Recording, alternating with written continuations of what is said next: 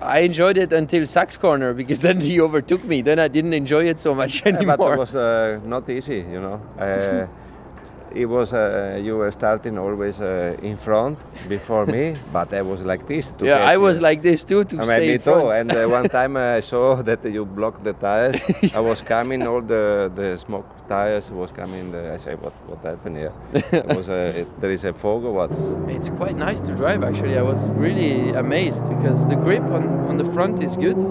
And it's quite easy to turn the rear around the front. The rear comes quite easy. And then when you have a slide, it's nice to control, I think. And the power? I really enjoyed it. And I was also surprised. Of course, if you have in low revs, the power is not really good. But if you go in higher revs, I'm really amazed how quick on the straight and how quick the car on high revs is. It's really reactive. Yeah, I was surprised because when I was following you, I mean, I feel that the new car has a lot of more acceleration. But in the top speed, I mean, the difference was not so big. Not so big, huh? I mean, I could feel the downforce in the car that was blocking the speed, the engine power. And but I was impressed that I was not catching so easy in the end of the straight of the car. That's because I'm so good on the straight.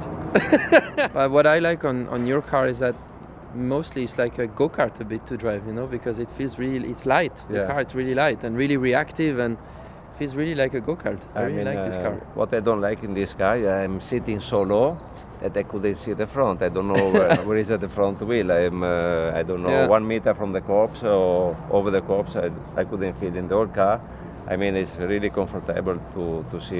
You have a better view of the street in front of you. I'm the opposite. That's what I don't like in your car because I feel I'm sitting on top of the roof in this car. You know, I feel really high and I feel really uncomfortable because I feel I'm sitting too high, and I always feel that, you know, the rear will move too much because I'm so high. When I went out, I was looking where is, you know, for the gear lever.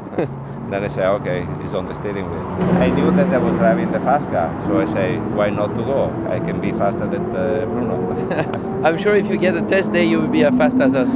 I'm sure. No, I'm sure. Forget it. No, a good driver like you, no problem.